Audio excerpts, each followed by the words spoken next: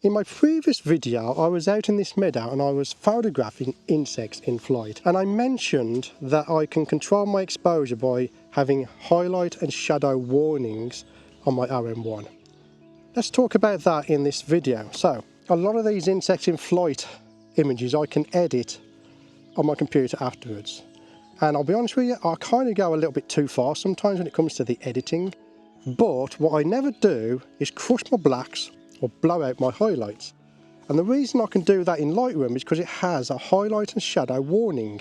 When you have these turned on, anything that's black will be highlighted in blue, and anything that is white or clipped is highlighted in red. That's telling me then that I've gone too far in my editing. Or what if I told you that on the OM1 MK2 and pretty much every OM system camera, you can have highlight and shadow warnings live in your EVF. That's a game changer if you like to expose to the right without blowing out your highlights, which is what I'm doing here with the insects in flights. Other cameras do have features like this. You can have zebras, where you get these little stripes when something is overexposed. On Canon cameras particularly, you get blinkies. The problem with blinkies is that only tells you you're overexposed after you've taken the image. On the OM1 and for other OM system cameras, you can get it in the EVF before we take the shot. Now this isn't something that's new to OM system cameras. My EM1 MK2 has it, but because I mostly use flash for macro, it's not something I typically use. But now I'm doing wildlife and doing a lot more natural light macro, I'm using the highlight and shadow warnings a lot more. So let me show you how it works. So what I'm going to do is I'm going to set my ISO now to 200, and I'm going to control my exposure with the shutter speed. So as I bring up my shutter speed, you can see on the EVF, when I half press the shutter, it warns me that those blacks are black, they're clipped, too dark. So what I'm going to do is, as I bring down my shutter speed, we can see that it's underexposed still, but we're not clipping our shadows. In fact, we are clipping them on that hoverfly, which is just there. Now if I bring it down more, which I have to turn off my Pro Capture SH2. Let's go to silent sequential.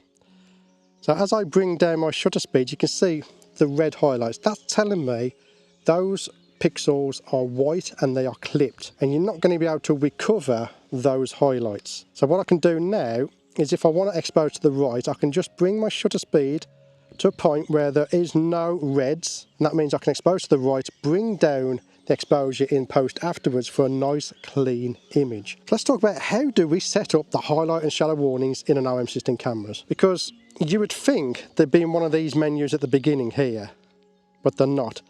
We've got to go all the way over to the cog. We're in the cog menu.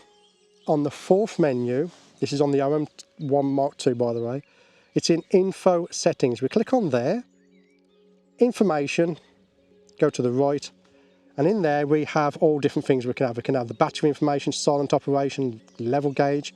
At the moment I have my histogram and my highlight and shadow.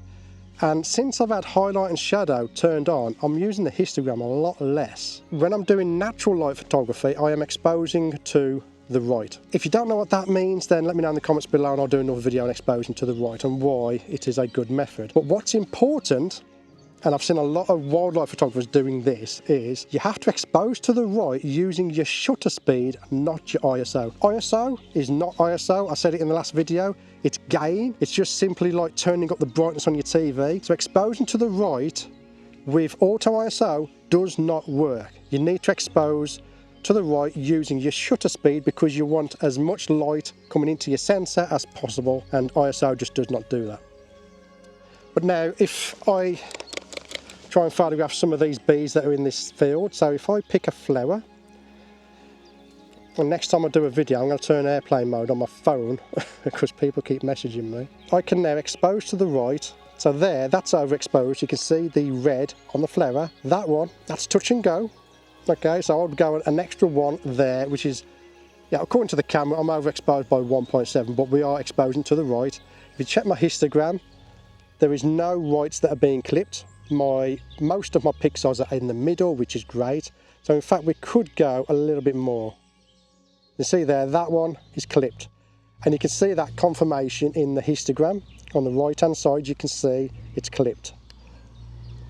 So bringing it down like that. So being able to see in my EVF whether my shadows are crushed or my highlights are clipped is an absolute brilliant feature of OM system cameras, and I'm sure there's other cameras out there that do this. Being able to see it before you take the image is the important part with this technology. It's no good the camera telling me it's overexposed after I've took an image because the bee has already flown off or your bird, kingfisher, has already dived into the water. So being able to see it right there is great. And again, if you haven't got that feature, you can always use the histogram. So if I bring up my exposure, you can see the right hand side is clipped. You don't want it there, you want it about there. But if I bring it down, all the way down, you can see how it's crushed the blacks, and you've got that little warning to say it is crushed. So ideally, perfect exposure here. For exposure to the right, I would say is that one, or that one if you want to be conservative to be sure. But that is how I'm exposing for natural light, macro and wildlife, and not having mistakes and blowing out my highlights.